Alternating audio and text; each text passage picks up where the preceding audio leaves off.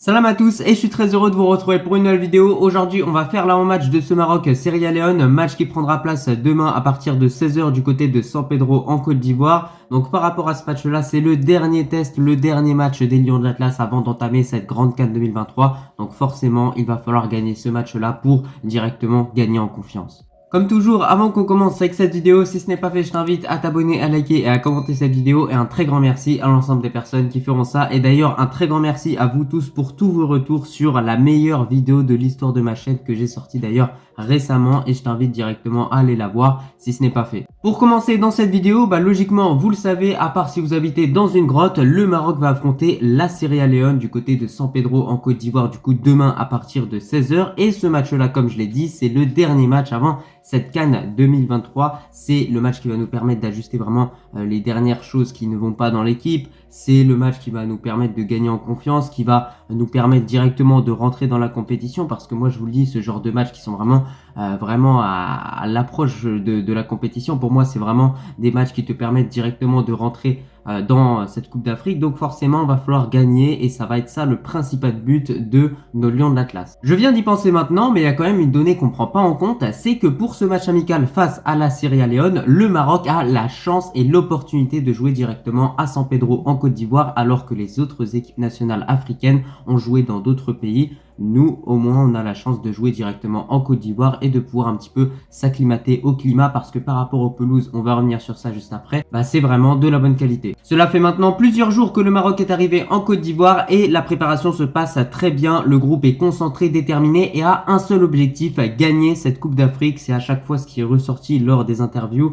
Sofiane Boufal a été interrogé, Aguerd a été interrogé, El Khanous et plein d'autres joueurs également. Et à chaque fois, le seul but, c'était vraiment de ramener la coupe à la maison. Donc voilà, on voit directement que Walid Regragui a fait évoluer les mentalités. On a un Maroc qui est totalement décomplexé et qui annonce directement ses objectifs et cette couleur et sa couleur tout simplement pour cette Coupe d'Afrique en Côte d'Ivoire. D'ailleurs, au niveau des installations qui ont été mises en place par les autorités ivoiriennes pour cette CAN 2024, je tenais vraiment à féliciter les Ivoiriens, que ce soit au niveau des stades, des hôtels, des infrastructures routières également, des aéroports. Franchement, c'est vraiment aux normes internationales, donc il n'y a absolument rien à redire et moi je vous le dis, ça me fait plaisir justement de voir l'Afrique évoluer comme ça. Mais si je vous parle des infrastructures ivoiriennes, c'est pas pour rien, c'est puisque El Khanous, joueur de notre équipe nationale, a tout simplement effectué des éloges par rapport au stade, à la qualité de la pelouse. Donc voilà, moi je vous le dis, j'ai même pu regarder les pelouses vraiment qui sont présentes dans chacun des stades au niveau de cette Coupe d'Afrique. Il n'y a absolument aucune excuse, vraiment. L'excuse du terrain qui est mauvais, franchement, elle n'est pas valable pour cette Coupe d'Afrique. Moi je vous le dis honnêtement,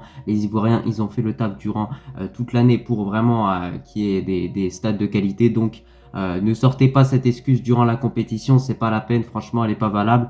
Et même j'ai envie de vous dire qu'au final le terrain il est le même pour les deux équipes en fait. Alors que les hommes de Regragui enchaînent les entraînements en Côte d'Ivoire, le Maroc va disputer son dernier match amical avant la compétition. Et donc comme je l'ai dit, c'est face à la Sierra Leone. Ça fait la 3e fois que je le dis, mais c'est pas pour rien justement. Apparemment ce match pourrait être diffusé sur Ariadia. Ça reste à voir, je suis pas sûr à 100% de cette information là. Mais sachez une chose, je vous tiens au courant sur mon Insta. Vous avez juste à m'ajouter, vous tapez EL-Rokma et vous me trouverez directement. Je ferai une story tout simplement pour vous expliquer si ce match est diffusé ou s'il n'est pas diffusé, mais j'espère vraiment qu'il est diffusé parce que j'ai envie de voir tout simplement l'équipe nationale jouer et j'ai envie de voir si on peut également retirer des leçons de ce match-là avant d'affronter la Tanzanie dans cette CAN 2023. Pour entamer ce petit avant-match, ma composition pour affronter la Sierra Leone, et franchement vous allez voir que je suis pas non plus parti chercher très loin. Donc au poste de gardien, Bounou, défense à 4 avec Hakimi, Atiatala pour les latéraux étant donné que comme on le sait Mazraoui est forfait depuis un moment. Charnière centrale, Aguerd Saïs, milieu de terrain, on va avoir Amrabat, Amallah avec Ounahi. Et pour finir, au niveau du trio d'attaque, Boufal, Ziyech et En-Nesyri. Donc vous l'avez vu, j'ai clairement aligné la composition de cette Coupe du Monde 2022. Franchement, j'ai effectué quasiment aucun changement. Bon, on peut parler de Mazraoui, bien évidemment, qui est de base un titulaire. Et là, je mets Atiatala, mais on n'a pas vraiment le choix. On est obligé de faire comme ça. Moi, je pense honnêtement que durant les 45 premières minutes de ce match-là, face au Sierra Leone, Walid Regragui devrait aligner son 11 de départ pour affronter la Tanzanie, donc son 11 de titulaire. Et je pense que son 11 de titulaire, ce sera celui justement que je viens de vous annoncer. Parce que de base, de mon côté, j'aurais mis Amin Adli en tant que titulaire pour affronter la Tanzanie parce qu'il a plus de rythme que Sofiane Bouffal. Mais au final, au vu des circonstances actuelles pour ce joueur-là, d'ailleurs, on lui envoie toute notre force, tout notre soutien. Allah il rahma pour ce joueur-là qui a perdu sa mère malheureusement. Donc voilà, franchement, c'est déjà énorme ce qui fait le fait de savoir qu'il va quand même prendre part à la compétition alors qu'il a quand même perdu sa mère. On sait ce que ça représente une mère pour nous tous, en tant que Marocains en tout cas. Et franchement, voilà, chapeau à lui, clairement, faut applaudir là, les gars, je suis désolé, faut applaudir, donc un maximum d'applaudissements pour lui, en tout cas dans les commentaires. Mais voilà, je pense que c'est pour ça que Walid Regragui va partir sur Sofiane Bouffal, Nisri, Hakim Ziyech pour le trio d'attaque. Et je pense qu'avec ce 11-là, on peut faire largement le taf au niveau des 45 premières minutes. Et durant le restant de ce match, durant la seconde période, je pense que Walid Regragui effectuera quelques changements. Entrée de Sebari, de Tissoudali, de Abkar également qui pourra disputer ses premières minutes. Pourquoi pas le faire jouer en duo dans une charnière centrale avec Shadi Riyad. Ça peut être pas mal pour ces deux joueurs-là qui n'ont toujours pas effectué leur début avec l'équipe A. Donc en tout cas, on leur souhaite d'effectuer leur début bien évidemment.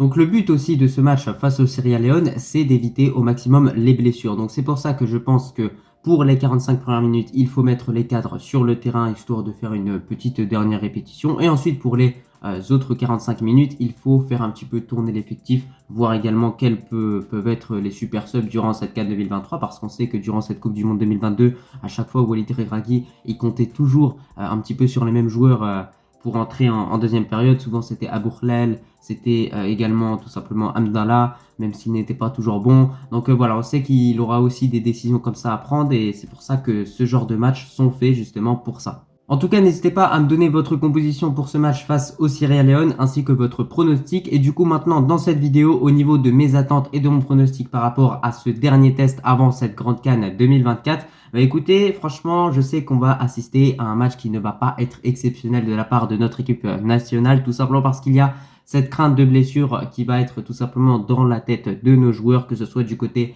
marocain comme du côté du Sierra Leone, parce que eux aussi jouent cette CAN. Donc forcément, voilà, on va voir que les joueurs vont pas se donner à fond, ils vont juste jouer tranquillement ce match-là, histoire de faire une dernière répétition avant la compétition. Mais si le Maroc s'impose sur le score de 2-0 ou de même 1-0 ou 3-0, je serai vraiment satisfait. Pour moi, le principal but, c'est réellement de ne pas encaisser de but durant ce match amical, tout simplement pour garder notre solidité défensive qui nous a permis tout simplement de faire un exploit historique en Coupe du Monde, justement au Qatar.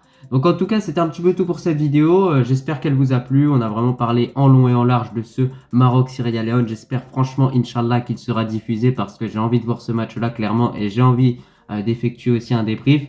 En tout cas, moi, je te remercie si tu as regardé cette vidéo dans son entièreté et je te dis tout simplement à la prochaine.